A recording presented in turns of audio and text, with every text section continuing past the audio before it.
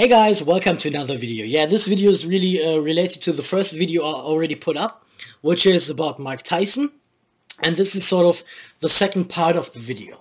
Because there is something that was always talked about, and we really thought that we would never ever see this happen in any way, shape or form. But now with the announcement of Mike coming back to the boxing ring, we might actually see that. And the thing I'm talking about is, of course, the comparison between Deontay Wilder, the currently hardest hitting puncher of this era, and definitely by his statistics, the hardest hitting puncher and knockout artist of all times, compared to Mike Tyson. Now, Mike Tyson was a knockout artist himself, but the way he knocked people out was very different. Now, Deontay is often criticized because he always lands that 1-2 combination. And he's really good at it, because that's also something what Mike Tyson said. You don't really hear two punches, but you only hear one punch, because when he throws his jab to stun the opponent and comes right back with the right hand, so with his cross. And if you look at the footage of the fight, you will always hear the right hand hitting his opponent, never his jab, because his jab is simply there to stun the opponent or to irritate the opponent, but it's not really there to hurt him. And if there is anybody who perfected this 1-2 punch system in the professional boxing history, then it is, of course, Deontay Wilder. And he relies very heavily on his right hand, which is something that Mike Tyson didn't.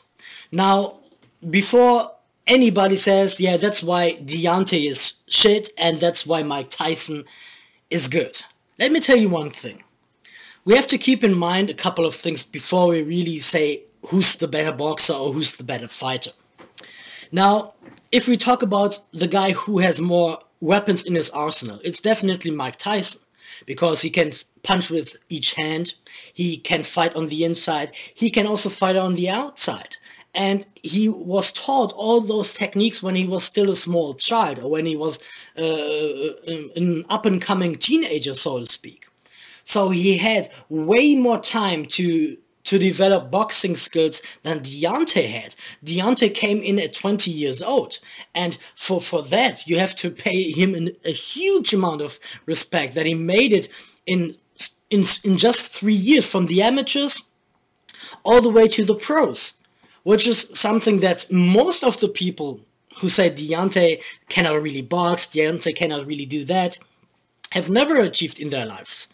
So we have to keep in mind, Mike Tyson had much more training, much more amateur fights, much more experience when he made his pro debut, and therefore you cannot really compare both when it comes to the arsenal, because Deontay is still learning, while Mike Tyson is basically just trying to use everything he already had and he already knew, so he's trying to maintain that. Deontay is still learning. So that's why it's so important for him that he fights and fights and fights to become better and better and better.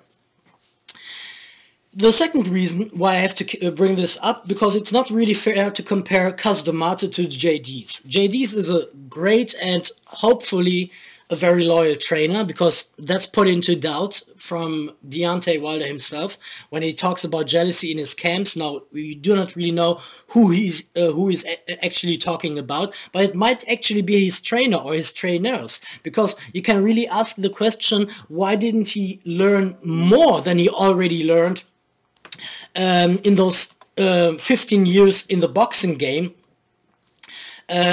previously? Right? I mean, 15 years is a huge time span, and you can really learn a lot of things, given the fact that you have trainers who are willing to teach you and who are able to teach you. And Cus D'Amato was a whole different animal. He's one of the all-time great trainers in the sport of boxing, and therefore Mike really had almost the cherry as a trainer in front of him. So that's something you have to always keep in mind. So Cus D'Amato is on a whole different level as a professional boxing trainer than any other trainer. Okay, so we have two advantages here. But we also have to keep in mind that, as I said, a sport evolves. And that means that we have to face the fact that fighters now are taller and bigger. And we have to face the fact that they have better equipment. As Deontay once said in an interview, there's a machine that takes the sore out of his arms, for example. When he feels sore after a session, so that he can go right back to training and do another session, which is of course something that was not there 25 years ago. So we also have to keep that in mind. And the other thing is nutrition has become better over time. So there are now nutritionist experts who are really trainers for the athletes for their respective sports. Now, that is also something they didn't have back in the day. So, again, something you have to keep in mind. And we could say, and this is very hard for me to say because I love both men. Now, Mike Tyson is my favorite heavyweight of his era and of all the eras before him. And Deontay Wilder is now my favorite heavyweight of this era. And it's very hard for me to be really objective and to name everything I like and dislike about those two. Because, as I said, I like them both, I love them both, and I want to see them both in the ring again, maybe facing each other. But there's something I do not really like about Mike's statements coming back to the ring now. Because he said it after the loss of Deontay Wilder. And that's a bit suspicious to me. It sounds a bit to me like he was afraid to fight Wilder because he's so powerful. But now, as he saw that he can be beat, he's not really afraid anymore, and he will come back, right? So everything's now sort of teaming up in a way or the other against Deontay, and that's a bit unfair. I mean, this guy still didn't have his rematch. Come on, give this man his rematch, okay? That's the least you can do for a guy who has been heavyweight world champion for 5 years and who's willing to do the rematch immediately. And by mentioning step aside money, conversations, step aside money offers, and all those irritating stuff, which was debunked by Eddie Hearn yesterday because he said, okay, that's not true. Just Frank Warren mentioned that they would pay him step aside money if he wants to, but there was no real negotiations going on between Fury's camp and Joshua's camp to make the undisputed fight. So you can really see there's a lot of irritation right now, and it's a bit sad that this all comes after Wilder's loss and in this corona crisis where everything's going up and down, and you really have to be a bit careful about what you say and what you do, right? So that's one thing. And before I really show you the differences, and maybe really the only exact same thing that both fighters have, I really want to say that I would love to see a match between Deontay and Tyson one day, but I first want to have him have his rematch with Tyson Fury because it's so important for his spiritual and mental aspect and his mental game. I mean, if he's being robbed of the opportunity to redeem himself, then we won't be able to talk about the match because about a match between Tyson and Wilder. And by Tyson, I mean Mike Tyson and Deontay Wilder, simply because he won't be the same afterwards. So give this man his respect. Give this man the chance to become the heavyweight world champion again. The same as he gave chances to Ortiz twice. The same as he gave chances to Fury twice. I mean, that's simply fair to get this rematch out of the way, and then we can talk about all this other imaginary stuff between Mike Tyson fighting Anthony Joshua, Mike Tyson fighting Tyson Fury, Mike Tyson fighting Deontay Wilder, and what have you. Okay, but let's get this out of the way first, and then we can see what will be interesting to see and what will not be interesting to see.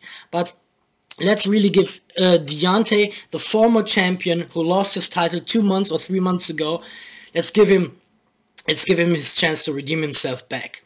And now I'm just going to show you the difference between Mike Tyson and Deontay. So Mike Tyson is obviously more of a combination puncher. He bobs and weaves more, while Deontay moves more in with his punches. And that's extremely different from one another, because he stands upright, he stands in the half distance to really deliver his punching power. But you could see here, and I'm going to scroll back a bit, you can really see that the right cross is very similar.